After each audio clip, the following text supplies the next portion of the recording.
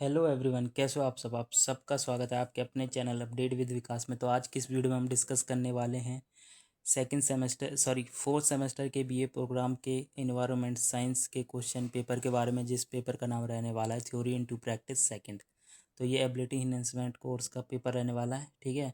और ये 16 वालों के लिए 1 घंटे का होने वाला है। तो ये आपका पेपर 60 मिनट का होगा और 30 मार्क्स आपके मैक्सिमम मार्क्स हैं इस पेपर के।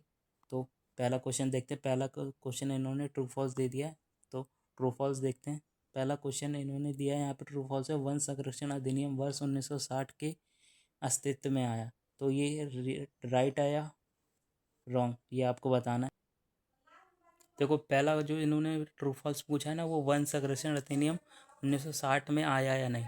तो ये 1960 में नहीं आया था, ये आया था 1980 में। तो ये पहला फॉल्स है, तो इसमें गलत लिख देना, ठीक है।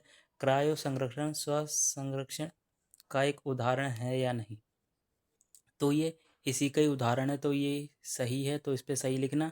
और यहाँ पे तीसरा आ रहा है, भारत भारत को 5 पहचाने योग्य जैव भौगोलिक क्षेत्रों में विभाजित किया गया है। तो ये जो स्टेटमेंट है ये भी फॉल्स है, ये गलत है। 5 की जगह यहाँ पे 10 है। तो यहाँ पे जो 10 जैव भौगोलिक क्षेत्रों में बांटा गया भारत को, ठीक है।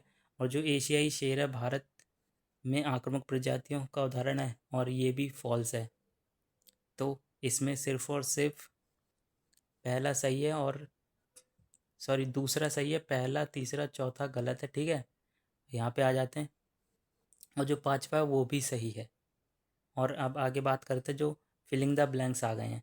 तो ये 5 फिलिंग द ब्लैंक्स आपसे पूछे गए हैं, और ये मैं बताता हूँ इनके क्या क्या आंसर है। तो ये इन्होंने पहला पूछ लिया, ओजोन वायुमंडल की डैश परत पर पाया जाता है। तो इसका आंसर होने वाला आपका समताप मंडल की जो परत होती है उस पर ओजोन पाया जाता है, ठीक है। और दूसरा क्वेश्चन पूछ लिया, दुनिया भर में डैश जैव विविधता हॉटस्पॉट है। तो इसका आंसर होने वाला 36। तो 36 हॉटस्पॉट है जैव विविधता के दुनिया भर में, ठीक है। तीसरा आपके यहाँ पे पूछ लिया, फोटोकेमिकल्स में का निर्माण अधिकतर डैश मौसम के दौरान होता है। तो ये बसंत और गर्मियों के दौरान ज़्यादा होता है, ठीक है। और ठीक है, ये आपका चौथा क्वेश्चन पूछा है, ओजोन छायाकारी पदार्थों को चरणबद्ध तरीके से समाप्त करने के लिए 1987 में हस्ताक्षरित एक अंतर्राष्ट्रीय समझौता है। ये आप गूगल कर लेना, ये कंफर्म नहीं है मुझे, ठीक है। और ये भारत में एक आक्रामक प्रजाति अफ्रीकन घोगा है, घोगे की प्रजाति है। वो भारत में आक्रामक प्रजाति है, ठीक है। वो आपको बता देना है, अफ्रीकी घोगा। और ये आपके फिलिप हो गए, यहाँ पे इन्होंने पूछ लिया है। और ये कुछ क्वेश्चन है, निम्नलिखित के बीच अंतर बताएं कोई दो। आपको इन दो में से किन्हीं दो के पे अंतर बताना है। पहला तो ये है, क्लोटो क्लोटो प्रोटोकॉल और मेंट्रिलियर प्रोटोकॉल के बारे में आपको अंतर बताना है, ठीक है। इन दोनों में क्या अंतर है वो बताना है। पहले आप एक बताएंगे ये होता क्या है, फिर दूसरा बताएंगे क्या होता है, उन दोनों के बीच में अंतर बताना। आक्रामक प्रजातियाँ क्या होती हैं। देखिए, आक्रामक प्रजाति जो विदेश की प्रजातियाँ होती है, यहाँ पे आके रहती हूँ, उन्हें आक्रामक प्रजाति बोलते हैं। स्थानिक प्रजातियाँ जो यहाँ की प्रजातियाँ होती हैं वो हो गई, ठीक है। जो दूसरी देश से, जैसे कि कभी कभार कोई घास होती है विदेश से आ जाती है और यहाँ पे उग जाती है, जो यहाँ की जो स्थानिक घासें होती है उन्हें दबा देती है, आपने बहुत से इलाकों में देखा होगा, ठीक है। तो वो आक्रामक प्रजातियाँ होती हैं घासों की, ठीक है। तो आप घास का उदाहरण दे सकते हैं। और ये इस यहाँ की ज़मीनों को बर्बाद भी कर देती हैं आक्रामक प्रजातियाँ। और स्थानीय प्रजातियाँ जो यहाँ की हैं और यहीं पे उगती हैं, ये हो गया खा। और ये आपको बता देना, इन दोनों में अंतर बता देना। आक्रामक प्रजाति वो होती है जो विदेश से आई हो और यहाँ पे पूरे में कब्जा गई हो, उसे बोलते हैं। और स्थानीय प्रजाति एक देश की होती है प्रजाति। गा चिपको आंदोलन और मैन घाटी आंदोलन। हाँ, चिपको आंदोलन और मैं घाटी आंदोलन के बारे में आपको बताना है। इन दोनों में, इन तीन में से किसी दो के बारे में बता सकते हैं। आप दूसरा तीसरे के बारे में ज़्यादा बता सकते हैं, तो ये लिख देना। तीसरा क्वेश्चन इन्होंने पूछ लिया यहाँ पे, निम्नलिखित पर संक्षिप्त नोट लिखिए। आपको शॉर्ट नोट लिखना है किन्हीं दो पे। भारत में पर्यावरण कानून, आपको भारत में जो जितनी पर्यावरण कानून है ना, वो उसके बारे में बताना है। और 3-4 जो आर्टिकल हैं वो बता देना आप, ठीक है।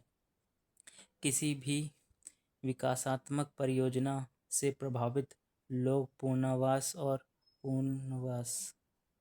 ये आपको बताना। कोई भी योजना होती है सरकारी, उससे जो लोगों में क्या प्रभाव पड़ता है उसके बाद उसका पुनर्वास बताना है और पुनर्वास दोनों में बताना है कि उनके जीवन पे क्या प्रभाव पड़ता है। वो वहाँ से जोड़ के चले जाते हैं और उनका जो हाउस होल्ड में बनाया रहता है कि हाँ भाई यहाँ पे रहेंगे, और घर वर वो टूट जाता है और कभी कभार उन्हें रिफंड भी नहीं मिलता, ठीक है।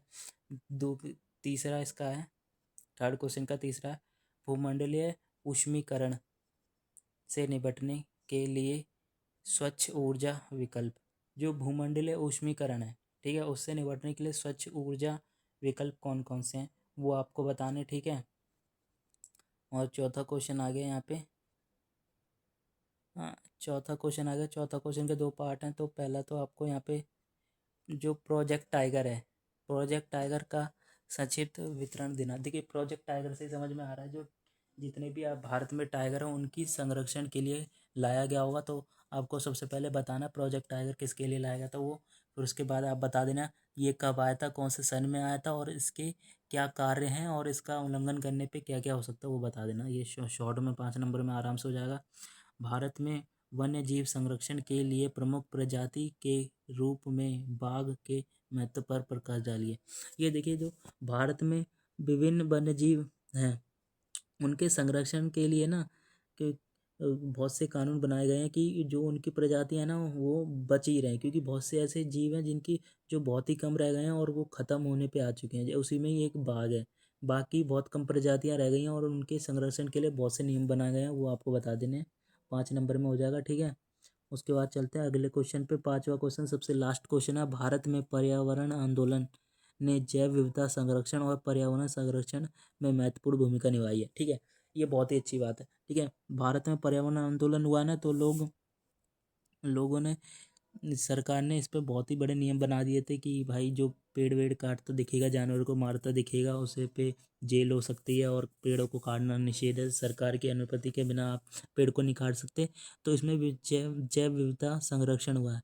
जो जो जानवर आना बचे हैं और इससे जैव विविधता बनी है हमारे देश में। और विभिन्न तरीके के आपको जानवर पेड़ पौधे सब देखने को मिलता है। पर्यावरण संरक्षण, और इससे पर्यावरण संरक्षण भी हुआ है। उचित उदाहरण देकर बताना है। तो जो मैंने बताया वही उदाहरण दे देना, जिससे ये आपका प्यारा पूरा हो जाएगा। तो ये आपका एनवायरनमेंट का पेपर रहने वाला है। सिर्फ पेजेस में ही पढ़ा है लेकिन ज़्यादा बड़ा नहीं है और बहुत ही आसानी से आप लिख सकते हैं, क्योंकि ये आपने जो पहले पढ़ा हुआ है उसी से ही रिलेटेड है। तो कैसी लगी वीडियो कमेंट जरूर बताएं। वीडियो अच्छी लगे तो चैनल सब्सक्राइब करें, वीडियो लाइक करें। Thank you.